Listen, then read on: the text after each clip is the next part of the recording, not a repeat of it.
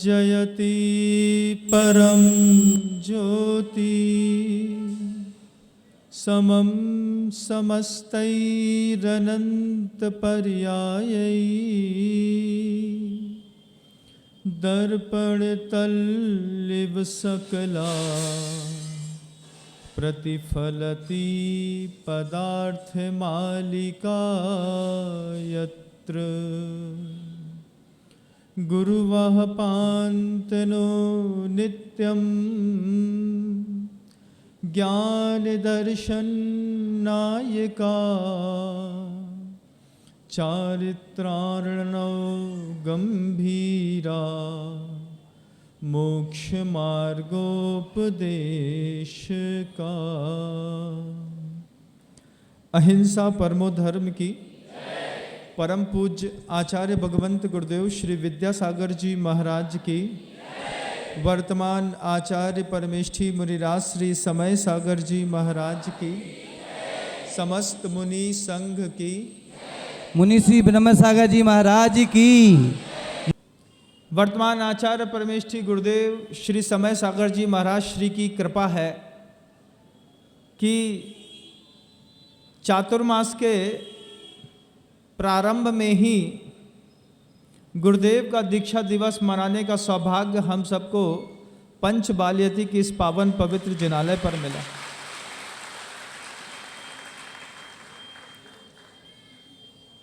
मनुष्य का छायोपसमिक ज्ञान बड़ा कमजोर है। एक दिन पहले कैलेंडर देख करके याद करना पड़ता है कि कल क्या होने वाला है।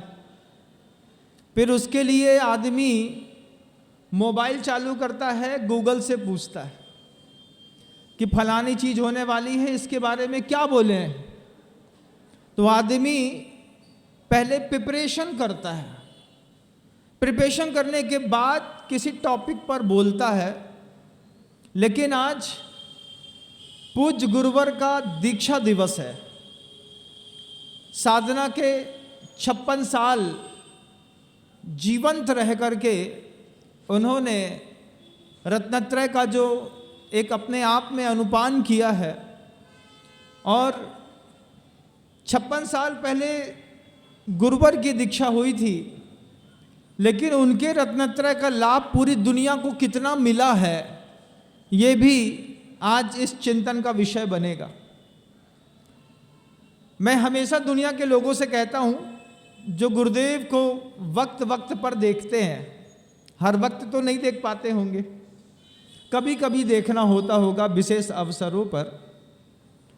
हम कहते हैं कि तुम कहते कागज की लेखी। कुछ पुस्तकें पढ़ेंगे आप आचार्य सिंह जी को समझने के लिए। अंतर्यात्री महापुरुष मिल जाएगा आपको, ज्योतिर्मय निर्गंथ एक पुस्तक मिल जाएगी आपको, महायोगी मिल जाएगी, मृत्युंजयी साधक मिल जाएगी, विद्याधर से विद्यासागर मिल जाएगी। गुरुदेव को जब आप कभी भी समझना चाहते हैं, कुछ पुस्तकों का सहारा लेंगे। तुम कहते कागज की लेखी, मैं कहता आंखों की देखी। मैं कागज की लेखनी के बाद मेरे गुरु क्या हैं, ये शायद बता ना पाऊं, क्योंकि बहुत सारी पुस्तकें मैंने बांटी तो जरूर है, लेकिन कभी पढ़ी नहीं। लेकिन अपने गुरुदेव के लिए मुझे किसी पुस्तक उठाने की जरूरत नहीं। मैंने 20 साल साथ में रह करके गुरुदेव को जो करीब से देखा है, एक एक शब्द कह सकता हूं अपने गुरु के बारे में। कैसे हैं, कैसे दिखते हैं, कैसी स्पर्शना है, कैसा कोमल शरीर है, कैसा विचार है, कैसा चिंतन है, कैसा रत्नत्रय है। सभा समय कम पड़ेगा, और इतने महापुरुष को एक दिन और एक घंटे में कैसे बांधा जा सकता है। फिर भी चर्चा तो करनी जरूरी है। एक संस्मरण पूज्य गुरुवर ने हम लोगों को दीक्षा लेने से 2 दिन पहले सुनाया था।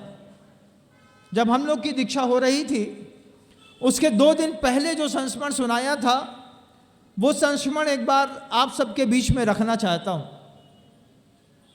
हम सब बैठे थे, धीरे धीरे सुखबुकाहट शुरू हो गई थी तिलवारा घाट में सन 2004 में कि 3 दिन बाद दीक्षा होने वाली है। 19 तारीख को माहौल बनना शुरू हुआ था, जब गुरुवर ने कमरे में धीरे से कहा था, मेरा विचार है श्रावण शुक्ला छठवीं के दिन नेमिनाथ भगवान जी का दीक्षा और तप कल्याणक है।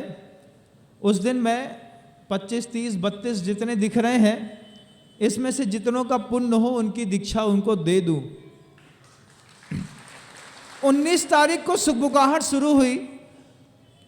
20 तारीख की सुबह हम सब गुरुदेव के पास बैठे थे। आचार्य भगवंत ने एक संस्मरण सुनाया। एक ब्राह्मण, अर्जुन और कृष्ण दोनों साथ में घूम रहे थे। उनके पास जाकर के अर्जुन से कहता है, महाराज बहुत गरीब हूं, बहुत विपन्न स्थिति है, प्रतिकूलताएं परिवार में संसार में बहुत है, कुछ धन दे दीजिए। अर्जुन को उस ब्राह्मण के मांगने का तरीका इतना करुणामय लगा कि कमर में बंधी हुई सोने की मुद्राओं से भरी हुई पूरी की पूरी पोटली उठा करके अर्जुन ने उस ब्राह्मण को दे दी। बोले, जाइए विप्र, आप सानंद अपना पूरा जीवन इस पोटली के माध्यम से गुजार सकते हैं। कृष्ण बगल में खड़े थे, देख करके कृष्ण ने मुस्कुरा दिया। ब्राह्मण उस पोटली को लेकर के निकला और अपने घर तक पहुंचता उसके पहले मार्ग में ही डकैतों ने पोटली छुड़ा ली। ब्राह्मण का दिल धक कर गया। बड़ी मुश्किल से तो इतने बड़ा गुरु मिले, इतने बड़े महाराज मिले, और कृपा भी उनने अभूतपूर्व की पोटली भर के सोने की मुद्राएं दी थी। 5-5 वर्षों में एक एक सोने की मुद्रा भी बेचता तो पूरी जिंदगी निकल जाती, इतना सोना दिया। लेकिन विधि का लेखा बड़ा गजब था। रास्ते में डकैतों ने उस गरीब ब्राह्मण के हाथ से वो पोटली छुड़ा ली। घर में आकर के अपनी पत्नी से कहता है, किस्मत बहुत तेज भी है और खोटी भी। पत्नी मुस्कुरा के पूछती है, क्या हुआ? किस्मत तेज इसलिए है कि अर्जुन से एक पोटली भर करके स्वर्ण की मुद्राएं लेकर के आया, और फूटी इसलिए है कि रास्ते में डकैतों ने लूट ली। पत्नी कहती है, कल फिर जाइएगा, वो दयालु हैं, फिर देंगे। दूसरे दिन पत्नी के कहने पर वो ब्राह्मण दोबारा अर्जुन के पास पहुंचा। अर्जुन से हाथ जोड़ करके रोते हुए कहता है, महाराज आपने तो बड़ी कृपा की, मेरी किस्मत बहुत खोटी थी। एक पोटली भर का स्वर्ण जो था वो डकैतों ने अपहरण कर लिया। वैसे ही का वैसे ही हूं। कल जिन बातों की तकलीफ थी आज भी उन बातों की तकलीफ है, कृपया करके कृपा कीजिए। अर्जुन ने अपने पास एक बहुत बड़ा मोती रखा हुआ था।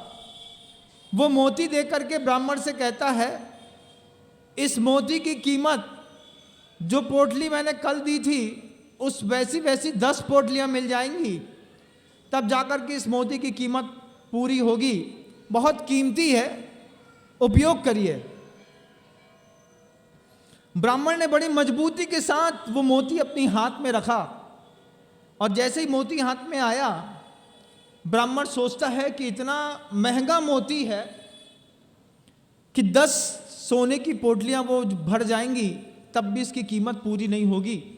छोटी सी झोपड़ी है, छोटी सी झोपड़ी में कहाँ रखूं इस मोती को? कैसा वैचित्र है, मिल जाए तो रखने की बड़ी दिक्कत होती है।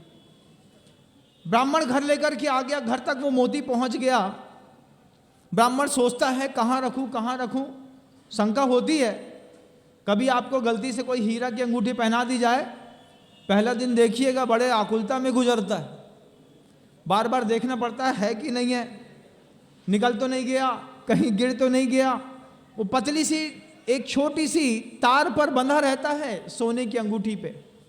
और हीरा भी कमाल का है, अंगूठी सोने की होती है और उसके लगने के बाद हीरे की कहलाने लगती है।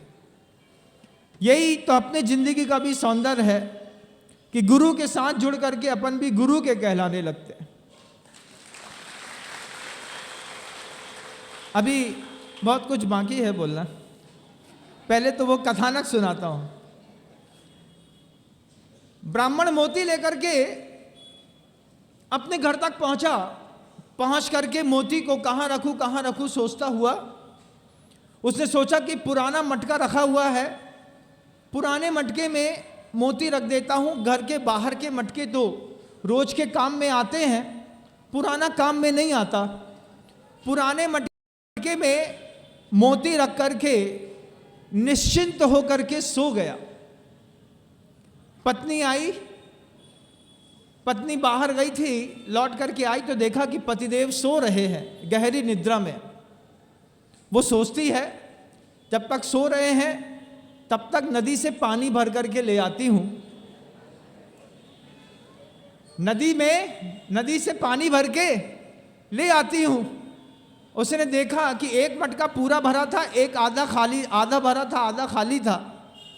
उसके मन के अंदर विचार आया कि पुराने मटके में भर के ले आती हूं। गई और जो एक आदत रहती है बिना देखे बिना सोधे काम करने की, उठाया और पटक दिया।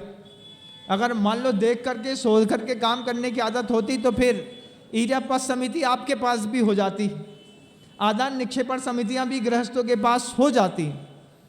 लेकिन मटका उठाया, वही पुराना मटका उठाया जिसमें एक बड़ा सा मोती रखा है, कमर में रखा, चलती बनी, नदी तक पहुंच गई। देखा बिल्कुल साफ सुथरी गंगा बह रही थी, पानी नीचे तक का साफ दिखाई दे रहा था। और थोड़े से प्रमाद में गुनगुनाते हुए पुराने घड़े को जैसे ही पानी भरने के लिए नदी के अंदर डुबोया, घड़ा पत्थर से टकरा गया तो नीचे से फूट करके वो वहीं पर चकनाचूर हो गया। पत्नी बोली देखो एक तो पुराना घड़ा, सोचा कि आज इसका उपयोग कर लें, इसकी किस्मत भी यहीं पर फेंकने की थी। वो नदी में ही वो घड़ा फेंक करके चली आई। घर में आई तो आकर के देखती है पति उठ गए थे। पति पत्नी से पूछता है कहाँ गई थी? गई तो थी पानी भरने के लिए, लेकिन घड़ा फूट गया। पति कहता कोई बात नहीं भगवान, फूट जाने दो, कोई दिक्कत नहीं।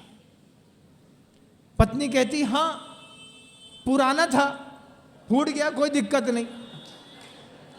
जैसे ही पत्नी के मुख से पुराना शब्द सुना, पति पूछता है कौन सा पुराना? वो जो अंदर रखा था? हाँ वही वाला लेके गई, इसमें तो आधा पानी भरा था, आधा खाली था।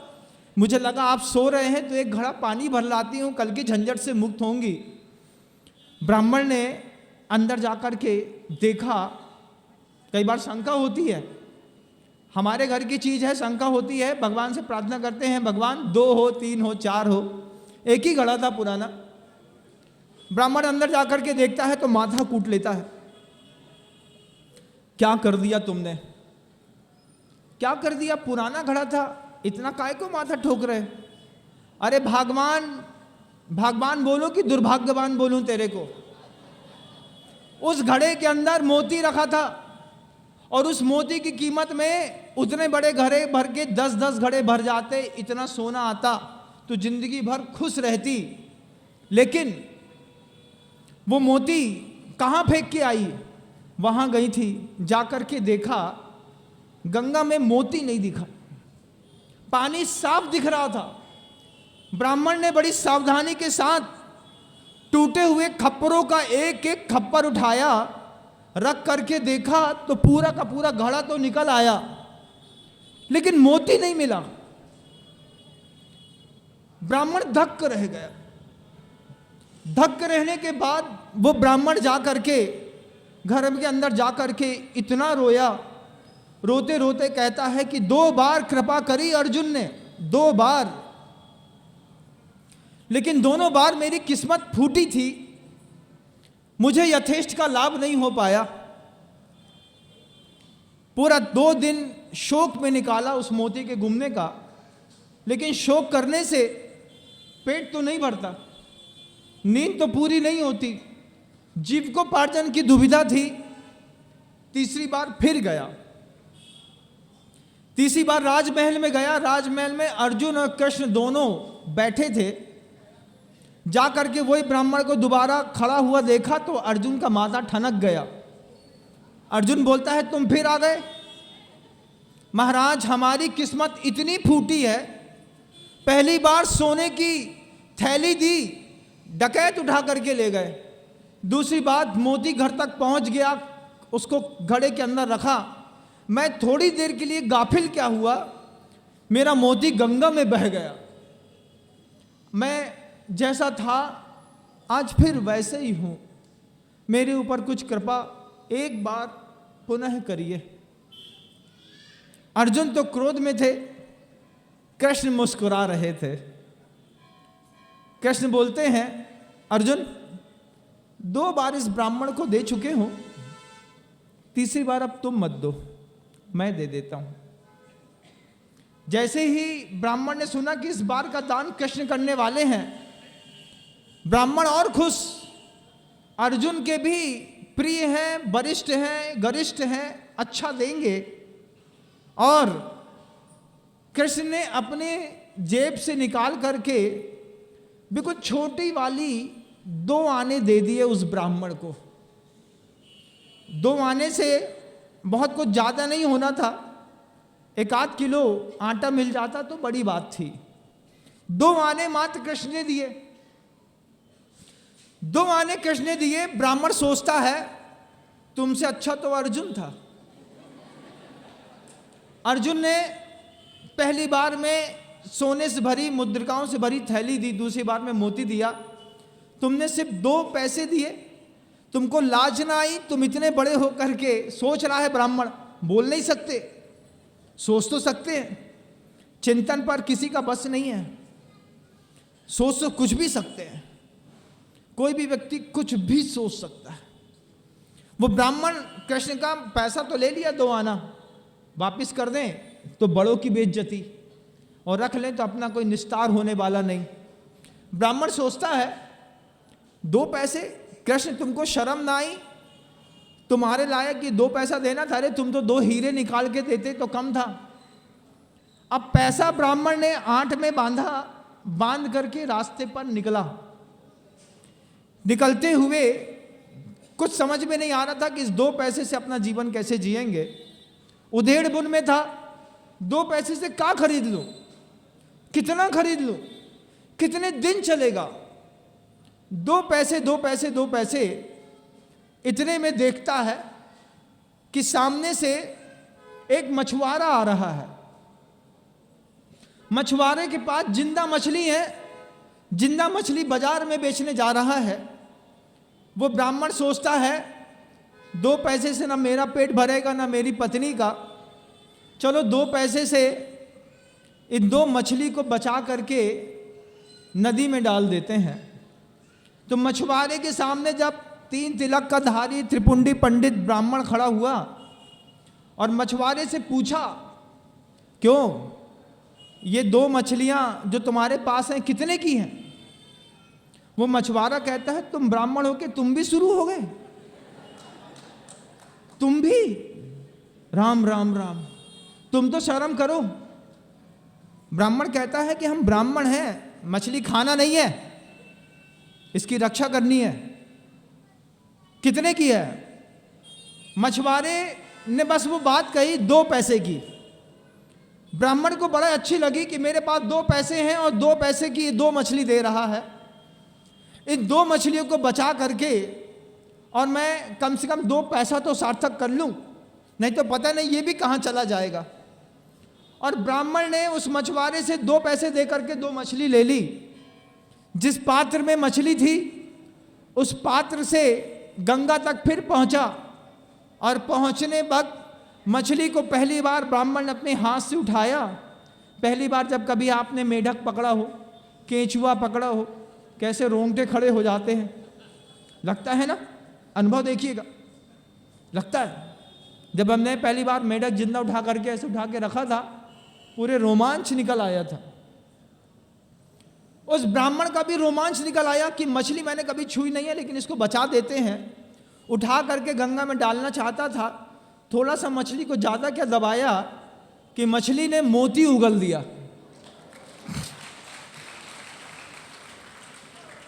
मछली ने जैसे मोती उगला, ब्राह्मण ने दोनों मछलियां गंगा में छोड़ी और देखता है कि ये वो मोती है जो अर्जुन ने दिया था। वही मोती पा करके उसी गंगा के तट पर वो ब्राह्मण बस एक संवाद में चिल्लाने लगा, मिल गया मिल गया मिल गया, पकड़ लिया पकड़ लिया पकड़ लिया। ये शब्द चिल्ला रहा था ब्राह्मण खुशी के मारे, और वो डकैत सुन रहा था। डकैत सुन रहा था कि ये ब्राह्मण ने निश्चित मुझे देख लिया है, ये बार बार चिल्ला रहा है मिल लिया मिल गया मिल गया, पकड़ लिया पकड़ लिया पकड़ लिया। तो उस डकैत ने वहीं से सोने की पूरी भरी हुई थैली फेंक करके ब्राह्मण के सिर पे मारी। सिर पे मारी और ब्राह्मण से कहता है अपनी ये मुद्रा पकड़, लेकिन खबरदार अगर किसी को कहा कि मुद्रा मैंने उठाई थी तो जान से मार देंगे। अब ब्राह्मण ने दूसरी थैली भी तुरंत पकड़ी और वापिस लौटा। वापिस लौटा तो रास्ते में रथ में अर्जुन और कृष्ण मिल गए। अर्जुन और कृष्ण मिल गए। अर्जुन उस ब्राह्मण को देख करके, उसके चेहरे की खुशी को देख करके ऐसा पूछता है क्या हो गया? बोले महाराज बड़ी कृपा हुई। क्या कृपा हुई? जो आपने पहले दिया था, जो आपने उसके बाद दिया था, वो सब मिल गया। अर्जुन ने ब्राह्मण से पूछा कैसे मिल गया? ब्राह्मण ने पूरी कहानी बताई। अर्जुन ब्राह्मण को छोड़ करके कृष्ण से कहता है पार्थ ये क्या हो गया? मैंने इसको सोने की मुद्रा दी, इसके हाथ से चली गई। मैंने इसको मोती दिया, इसके हाथ से चला गया। आपने इसको सिर्फ 2 पैसे दिए और 2 पैसे में इसको सब मिल गया। तब कृष्ण ने जो बात कही, वो बात गुरुदेव ने हम लोगों को दीक्षा से 2 दिन पहले कही। गुरुदेव ने कहा, कृष्ण कहते हैं अर्जुन से कि 2 पैसे से इस ब्राह्मण के पास कुछ नहीं आया, 2 पैसे के दान से इसके पास मोती भी आया और सोना भी आया।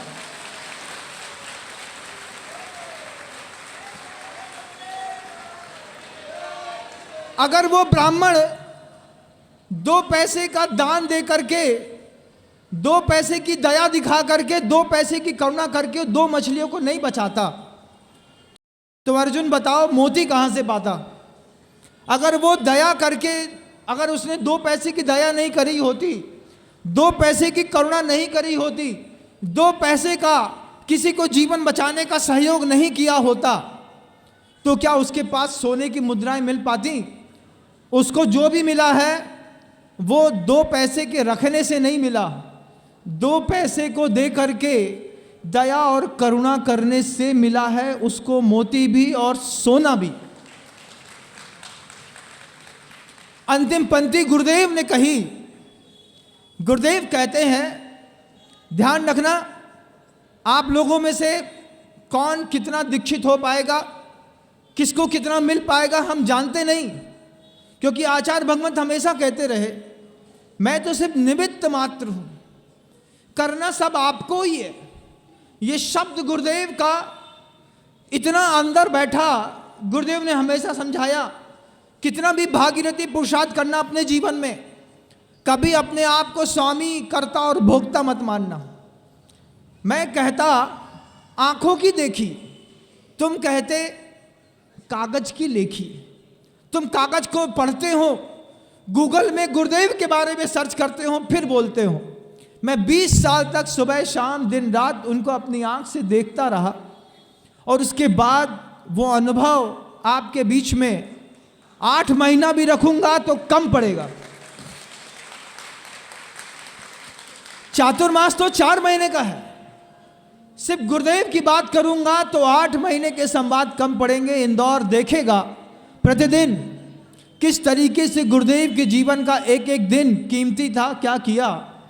गुरुदेव ने अंतिम शब्द में, संबोधन में, हम 25, 30, 32 ब्रह्मचारियों को एक बात समझाई, ध्यान रखना, जीवन में दया और करुणा आदमी का वक्त बदल देती है। अगर अपना वक्त बदलना है तो दया और करुणा करना सीखिए।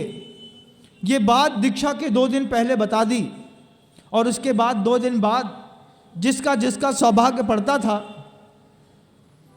जिसका जिसका सौभाग्य था, उन सबको गुरुदेव के हाथ से 2004 में दीक्षा मिल गई, और 4 से लेकर के 24 और 24 से लेकर के अब जब तक गुरुदेव के दोबारा जाकर के दर्शन न कर लूं, तब तक ये जीवन पूज्य गुरुदेव के चरणों में समर्पित है। हमेशा कहता हूं मैं वो बात, भगवान को भगवान के रूप में देखना सरल है। मंदिर में एक प्रतिमा बैठा दो, पार्श्वनाथ भगवान की, शांतिनाथ भगवान की, आदिनाथ भगवान की, भगवान को भगवान के रूप में देखना बहुत सरल है, लेकिन गुरु को भगवान के रूप में देखना बहुत कठिन है। बहुत कठिन होता है गुरु को भगवान के रूप में देखना। थोड़ा सा ज्ञान का क्षयोपशम बढ़ता है, आदमी अपने आप को ज्ञानी समझने लगता है, लेकिन हमारी सोच से बहुत ऊपर होते हैं गुरुदेव, बहुत ऊपर। तुम भगवान को भगवान समझते होगे, मैं अपने गुरु को भगवान समझता हूं, और उन्हीं भगवान के आदेश पर इस इंदौर शहर पर आया हूं। और गर्व के साथ कहता हूं कि अगर गुरु साथ में है तो पूरे इंदौर के लिए मैं अकेला ही काफी हूं।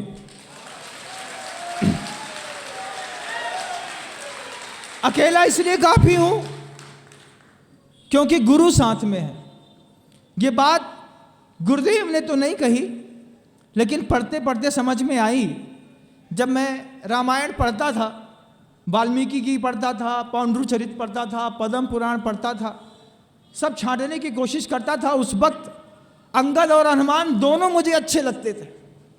इसलिए अच्छे लगते थे, अंगद को भी परमिशन नहीं दी थी रामचंद्र जी ने इतनी बड़ी बात रावण की सभा में करने की, लेकिन अंगद ने संवाद कर लिया। रावण के सामने जाकर के खड़ा होकर के अंगद बोल गया कि अगर तूने मेरा पैर भी हिला दिया ना तो हमने माता सीता तेरे को छोड़ी। रावण इतिहास गवाह है, लटक गया अंगद के पैर पर, लेकिन अंगद का पैर नहीं हिला पाया। हनुमान भी अकेले गए थे रामचंद्र जी के भेजने पर, और हम अकेले जाकर के पूरी लंका दहन करके चले आए। इन दोनों के जीवन में जब भी मैं झांक के देखता हूं, मुझे बस एक ही चीज दिखाई देती है, इनके साथ मैन पावर नहीं था, इनके साथ मेन पावर था। और जिनके साथ मेन पावर है वो अकेला ही काफी है। अकेला ही काफी है लंका दहन करने के लिए, अकेला ही काफी है सीता को छुड़ाने के लिए, अकेला ही काफी है विनम्र सागर गुरुदेव के सारे प्रकल्पों को पूरा करने के लिए।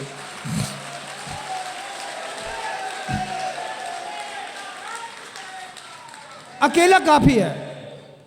अपने आप को गर्वित महसूस नहीं करता, अपने आप में गर्व होता है कि जैसे गुरुदेव ने मुझे उस वक्त कुछ दायित्व दे करके काम कराना चाहा, ऐसे ही नए आचार्य महाराज ने भी संकेत दे करके मुझ पर भरोसा किया और मुझसे कहा कि इंदौर जाओ। इंदौर में चातुर्मास करने बस का बोला, ये नहीं बोला कि इंदौर में जाके क्या करना है। क्या करना है ये तो मेरे गुरुदेव ने भी कभी नहीं कहा मुझसे। आचार्य महाराज ने कभी किसी से ये नहीं कहा कि जा करके धन संचय करना है, मंदिर निर्माण करना है, गौशाला बनवानी है, प्रतिभा स्थली के लिए सहयोग करना है। गुरुदेव ने ये सब कभी नहीं कहा किसी शिष्य से पैसा इकट्ठा करने के लिए। शिष्य को सिर्फ चातुर्मास करने के लिए भेजते थे। फिर शिष्य की स्वयं की प्रज्ञा काम करती थी कि अगर पल्ले पर पुण्य है, वाणी में थोड़ी बहुत ताकत है, गुरु का आशीर्वाद है, तो क्या करने से धर्म और संस्कृति सुरक्षित रहेगी। जितनी जगह जितने भी संतों के चातुर्मास आज तक हुए, आचार्य महाराज जी ने बस इतना संकेत जरूर दिया, वहां जाना है चातुर्मास के लिए, वहां जाकर के तुमसे जो करते बने। ठीक वैसे ही जैसे अंगद को भेजा था लंका किसी और काम के लिए, और अंगद पूरी लंका को जीत करके अकेला लौट करके चला आया। रेती रेंज में एक मंदिर, आचार्य भगवंत की एक कल्पना, दीक्षा दिवस है, उनके रत्नत्रय का लाभ किस किस को नहीं मिला। आचार्य भगवंत ने अपना आशीर्वाद दे करके पूरे बुंदेलखंड को नहीं, पूरे विश्व को विजय के रथ पर बैठाया है। बंधु, ऐसा कोई भी दिगंबर साधु नहीं है जिस पर गुरुदेव की करुणा ना हो।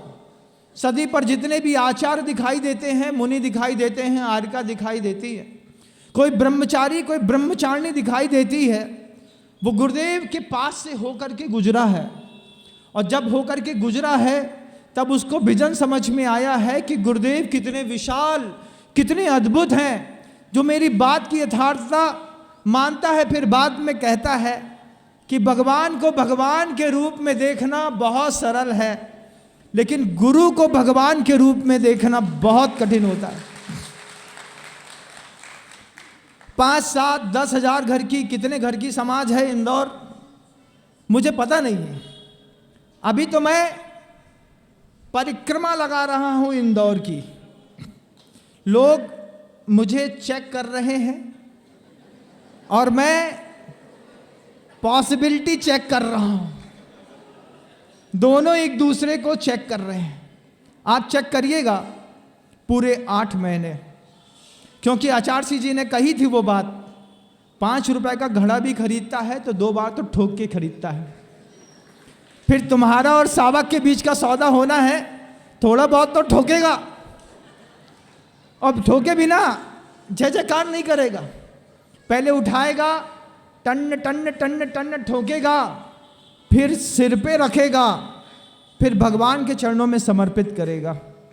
लेकिन उसके लिए अग्नि परीक्षा कुंभ को देनी होती है।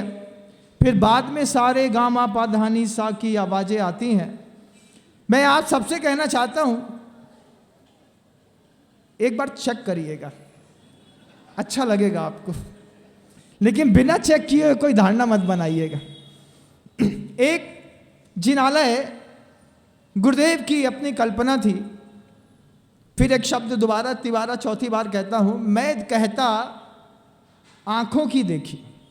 एक महानतम आचार्य अपने कमरे पर बैठ करके क्या करते हैं आपने नहीं देखा, मैंने देखा। तखत पर बैठ करके पूरी दुनिया के ऊपर करुणा की चिंता है, दया की चिंता है, रत्नत्रय की चिंता है, सील की रक्षा की चिंता है, पूरी दुनिया के भोजन आहार पानी की चिंता है। जिन लोगों की चिंता कोई नहीं करता, उनकी चिंता भी वो अपने कमरे के अंदर बैठे बैठे करते रहते थे। सजा याफ्ता कैदी है, 20 साल की कैद भोग रहा है, आजीवन कारावास भोग रहा है। आपको कब फुर्सत थी उसके बारे में चिंतन करने की? लेकिन आचार्य महाराज अपने कमरे में बैठ करके बैठे बैठे पूरी दुनिया पे करुणा करते थे। जब कैदियों की चिंता हुई तो तिहाड़ जैसी बड़ी जेल में 1000 हर करके खुलवा करके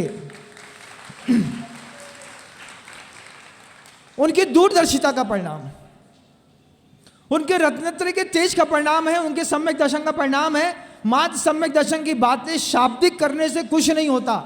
प्रायोगिक सम्यक दर्शन किसी संत के पास देखना है, आपको परखना पड़ेगा गुरुदेव की उस पूरी की पूरी जीवन चरित्र को।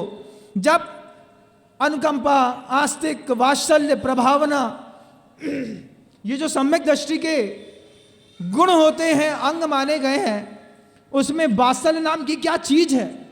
अपने बच्चे को चाटना भी वात्सल्य है? अरे वो तो मोह है। लेकिन दुनिया के हर दुखी व्यक्ति को अपने जैसा दुखी समझ करके उसके उत्थान की भावना, इसके लिए आचार्य परमेष्ठी ने 56 साल पहले दादा गुरु ज्ञान सागर जी महाराज जी के हाथों से आज के दिन ही आषाढ़ शुक्ला पंचमी के दिन दीक्षा ली थी। बंधुओं, बड़ा सौभाग्य है इस बात का कि उस महानतम आचार्यों की कुल परंपरा में हमको और आपको दोनों को बैठने मिला। मैं ये नहीं कहता कि सिर्फ मैं बड़ शिष्य हूं, मैं तो ये कहता हूं कि गुरुदेव के कितने शिष्य हैं ये गुरुदेव को भी नहीं पता। कौन सा शिष्य कपड़े उतार के बैठा है और कौन सा शिष्य कपड़ा पहन के बैठा है, अंदाजा लगाना मुश्किल है बंधुओं, मुश्किल है अंदाजा लगाना। क्योंकि जितनी भक्ति, जितना उछाल ये गुरु को भगवान मैं समझता हूं, ऐसा नहीं कि आप नहीं समझते। आप लोगों में भी कई लोग हैं, ऊपर बैठी व्रतियों बहनों में भी कई बहनें ऐसी हैं जो भगवान की कम पूजा करती थी, अपने गुरु को भगवान ज्यादा मानती थी। उनकी श्रद्धा को किसी के प्रमाण पत्र की आवश्यकता नहीं है। उनका समर्पण गुरुदेव के जाने के बाद भी निरंतर गुरुदेव के द्वारा समर्पित दी गई कार्यशैली में अपनी गतिविधि को निरंतर जारी करना ही इस बात का सबूत है कि वो शरीर से इस सृष्टि पर रहें या न रहें, वो कल भी हमारे भगवान थे, आज भी हमारे भगवान हैं और कल भी हमारे भगवान रहेंगे।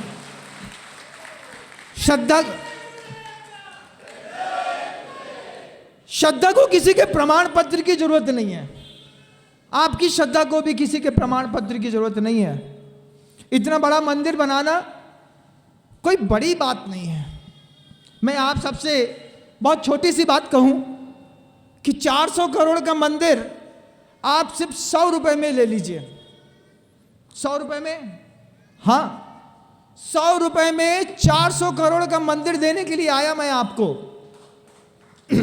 आपको सिर्फ 100 रुपए देना है, हम आपको 400 करोड़ का मंदिर रेवती रेंज के अंदर अगले 10 सालों के अंदर बना करके दिखा करके देंगे। श्रद्धा सिर्फ ताली बजाने से नहीं आती है। अगर मीठे मीठे की बात करें तो मुंह कभी मीठा नहीं होता। कभी देवशास्त्र गुरु की बात करें तो उतने मात्र से देवशास्त्र गुरु की स्थिति निश्चित नहीं की जा सकती। मरने के बाद भी आदमी जीवंत रहता है अपनी कीर्ति के शरीर से। आप सिर्फ 100 रुपए में 4 महीने के अंदर 400 करोड़ के मंदिर बनाने की भूमिका बनाइएगा। आपको संकल्प करना है, हम 100 रुपए अगले 10 वर्ष तक प्रतिदिन देंगे। हम 10 वर्ष के बाद आपको 400 करोड़ का मंदिर देंगे। इस बात की हम आपको पूरी विश्वास के साथ कहते हैं। आपको क्या देना है? क्या देना है आपको? 100 रुपए प्रतिदिन। कितने साल तक? 10 साल तक। कितना पैसा हो जाएगा महाराज? 1 महीने का 3000 रुपए। काम वाली बाई को 6000 देते होंगे। श्रद्धा है तो श्रद्धा की कीमत निश्चित कर दी मैंने। तुम्हारी श्रद्धा की कीमत निश्चित करी 3000 रुपए में। 1 महीने के 3000, 1 साल के 36000, अधिकतम 4000 उसमें और जोड़ दो। अगर 40000 1 साल के दे करके 10 वर्षों में 4 लाख रुपए के दान का भी आपने संकल्प आज किया, कल किया, परसों किया, 4 महीने बाद किया। आप मानिएगा, इंदौर इतनी ताकतवर लोग हैं जैन समाज की। मैं भूला नहीं उस बात को जब 1999 में पूज्य गुरुवर गोमटगिरी का चातुर्मास करने के लिए आए थे। राजबाड़ा ब्लॉक कर दिया था जैन समाज के लोगों ने। फोर्स के 350-400 लोगों, पुलिस वालों की फोर्स में 8 घंटे तक जाम लग गया था। आचार्य श्री जी का जब गोमटगिरी प्रवेश कराना था, इतिहास आप लोगों ने वो सीन देखा कि नहीं देखा? बहुत छोटा था मैंने देखा लोगों का ऐसा हुजूम था जैन समाज का, आज श्रद्धा बस वो बात कहती है। आप करोड़पति होंगे, आपके घर का बहुत बड़ा कैपिटल होगा, बहुत बड़े इंडस्ट्रियलिस्ट होंगे, बहुत बड़ी दुकानें चलाते होंगे, बहुत बड़े कपड़े के शोरूम होंगे, सब कुछ है आपके पास, अपना पूरा कैपिटल अपने पास रखिए। सुबह 10 बजे दुकान खोलते हैं, रात को 10 बजे बंद करते होंगे। 12 घंटे की कमाई में 11 घंटे की 11.5 घंटे की कमाई अपने पास रखिए। आधे घंटे में अगर आप 100 रुपये कमा लेते हैं, निश्चित करिए अगले 10 साल तक रेवती रेंज की ताकत बढ़ाने के लिए, जैन शासन की ताकत बढ़ाने के लिए, आज के इस दीक्षा दिवस को सार्थक करने के लिए अवसर पर दिए गए दान की कीमत है। कभी बोल पाएंगे किसी से गुरुदेव का दीक्षा दिवस मनाना था। विनम्र सागर महाराज पहली बार इंदौर आए थे पंचबालयती में, उसी वक्त उनके संवाद को सुन करके, भावनाओं को आकार दे करके हमने 100 रुपये के दान की घोषणा करी थी और 100 रुपये दान धीरे धीरे पूरे इंदौर ने दिया था और 10 साल के अंदर मात्र 100 रुपये के दान से वो 400 करोड़ रुपए का वो जिनालय अगले 3000 साल के लिए खड़ा कर दिया। आपकी जवाबदारियां हैं, हाथ उठाकर आए, खड़े होकर के आए, लेकिन अभी मेरे संवाद के बाद यहाँ कमेटी के बहुत सारे कार्यकर्ता होंगे, ऐसा मैं मानता हूँ। उनकी जवाबदारी होगी लोगों का नाम लिखें, ईमानदारी के साथ अपना मोबाइल नंबर भी दीजिएगा, क्योंकि एक और चीज़ विचार पे है मेरे कि ये 100 रुपये के दान पत्र के साथ ही 28 जुलाई को जब हम गुरुदेव के चातुर्मास कलश की स्थापना करेंगे, ढाई द्वीप में जितने भी मुनि महाराज हैं, उन सारे के सारे मुनि महाराज का निर्विघ्न धर्म ध्यान हो, उनकी तपस्या सार्थक हो, उनका ज्ञान सार्थक हो, उनका चारित्र सार्थक हो। उन ढाई द्वीप में जितने भी मुनि महाराज हैं, उन सारे के सारे मुनि महाराजों की कलश स्थापना 28 जुलाई को दलाल बाग में करने के लिए हम जा रहे हैं। और उस कलश स्थापना में आपकी 100 रुपए की दान राशि में एक कलश स्थापित करने का मौका भी आपको मिलेगा और चातुर्मास के बाद चांदी का वह बड़ा सा कलश आपको युगों युगों तक इस बात को याद दिलाने के लिए कि एक चांदी के कलश पे हमने ढाई द्वीप में जितने भी मुनि महाराज हैं, सारे के सारे मुनि महाराजों की कलश की स्थापना की थी। कलश में स्थापना इस बात में कलश स्थापना की थी कि सबका निर्विघ्न रत्नत्रय पलता रहे, सम्यक दर्शन ज्ञान चारित्र की वृद्धि होती रहे, अकाल में किसी की मृत्यु ना हो, सबके निरंतर आहार होते रहे, मेरे गुरु का नाम जीवंत बना रहे। इसके लिए एक चातुर्मास कलश की स्थापना जब हम 28 तारीख को दलाल बाग में करेंगे, मैं ऐसा मानता हूं कि यहाँ पर खड़े बैठे सारे लोग और क्या, उन ब्रह्मचारिणी बहनों और भाइयों से भी कहता हूं कि आप भी एक कलश की स्थापना जरूर करिएगा। अपने गुरुदेव की, नवीन आचार्य महाराज, समय सागर जी महाराज के नाम की भी कलश स्थापना उसी दिन हम वहाँ पर करेंगे कि पहली बार इस सृष्टि पर आचार्य महाराज की परंपरा के संवाहक के रूप में नए आचार्य महाराजों ने अपना कार्यभार संभाला है। उनका शासन भी गुरुदेव के शासन के जैसा हमेशा जीवंत और जयवंत बना रहे। उनकी करुणा भी, उनकी दया भी, उनकी अनुग्रह भी हम सबको मिले। इस भावनाओं के साथ 28 जुलाई को जब हम दलाल बाग में कलश की स्थापना करेंगे, एक एक कलश सिर्फ 100 रुपए की दान राशि के साथ आप सब स्थापित करिए। जितने लोग गुरुदेव की कृपा पात्र बने हैं, जीवन में कभी गुरुदेव का दर्शन किया हो, पैर छुए हो, कभी वैयावृत्ति करी हो, 2-4 प्रतिमा के व्रत लिए हो, कभी कोई नियम लिया हो, सब के सब आचार्य श्री जी का एक श्रद्धा सुमन समर्पित करने के लिए वास्तविक श्रद्धांजलि पूरे इंदौर की गुरुदेव श्री के चरणों पर समर्पित करने का वक्त है। 28 जुलाई का मात्र 100 रुपए की दान राशि के साथ 10 वर्षों का संकल्प पत्र है। हर साल सिर्फ 40,000 रुपये दीजिएगा। एक दिन का 100 रुपये, महीने का 3,000, साल में 4,000 और बढ़ाइएगा। 10 साल में 4 लाख रुपए का दान व्रती बहनें भी करें, ब्रह्मचारी भाई लोग भी करें। अपनी महाराज हम तो कहीं कमाते नहीं, कोई बात नहीं, नहीं भी कमाते हैं तो भी दान करें, क्योंकि 2 पैसे का दान गुरुदेव ने हम लोग को शुरुआत में किया था। 2 पैसे की गई दया और करुणा आदमी का वक्त बदल देती है।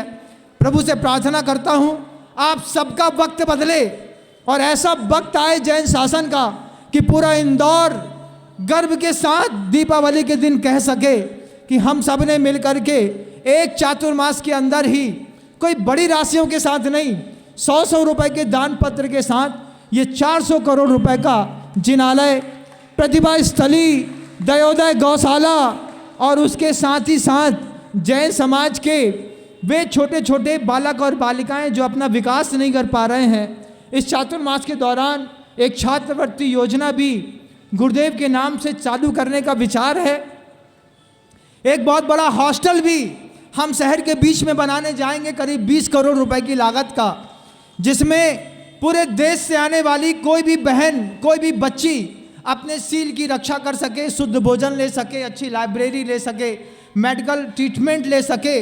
माता पिता निर्दोष रूप से कहीं से भी भेजें, बोले जाओ इंदौर में गुरुदेव के आशीर्वाद से श्री विद्या निलयम करके इतना बड़ा हॉस्टल बनाए गगनचुंबी कि लोग देखते रह जाएं, बेटियां युगों युगों तक सुरक्षित रहें। ऐसे बहुत सारे प्रकल्प हैं बंधुओं, और सारे के सारे प्रकल्पों में मात्र आपके 100 रुपए के दान से ताकत पैदा होगी। एक संकल्प है आप लोगों को करना, हम 100 रुपए का दान देंगे और अपने किसी एक रिश्तेदार से 100 रुपए का दान दिलवाएंगे, क्योंकि जैन शासन में करने और कराने दोनों की गजब की महिमा है। मैं अपने गुरु को गुरु नहीं भगवान मानता हूँ, और मैं आप सबसे कहता हूँ अपने मन के अंदर भी 4 महीने का दिया जलाओ कि 4 महीने तक भगवान तो भगवान है ही, गुरुदेव भी मेरे लिए भगवान जैसे हैं। सब मिलकर के मेहनत करें, सब मिलकर के संदेश बैठाएं। पूरी ब्रह्मचारिणी बहनों से, भैया लोगों से भी मेरा कहना है, मैं तो पहली बार इंदौर आया, आप लोग तो इंदौर में ही रहते थे, रहते हैं, आगे भी रहेंगे। मेरा भी मनोबल बढ़ाइएगा, संबल बढ़ाइएगा, लोगों को प्रेरणा दीजिएगा रेवती रेंज से जुड़ने की, क्योंकि रेवती रेंज मात्र रेवती रेंज नहीं है, रेवती रेंज गुरुदेव का वो चेहरा है। अगर हम सब ने मिलकर के पुरुषार्थ किया तो अगले 10 सालों में तैयार हो जाएगा। शब्दों को विराम दूंगा। आज गुरुदेव का दीक्षा दिवस है, लेकिन ये दीक्षा दिवस मैं अगले 4 महीने तक लगातार मनाता रहूँगा।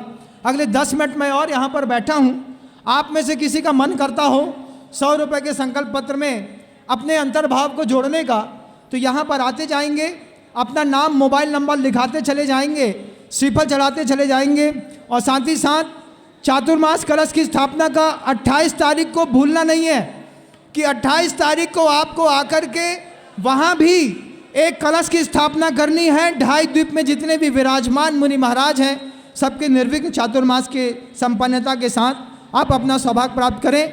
शब्दों को विराम देता हूँ। गुरुदेव श्री विद्यासागर जी महाराज श्री की जय।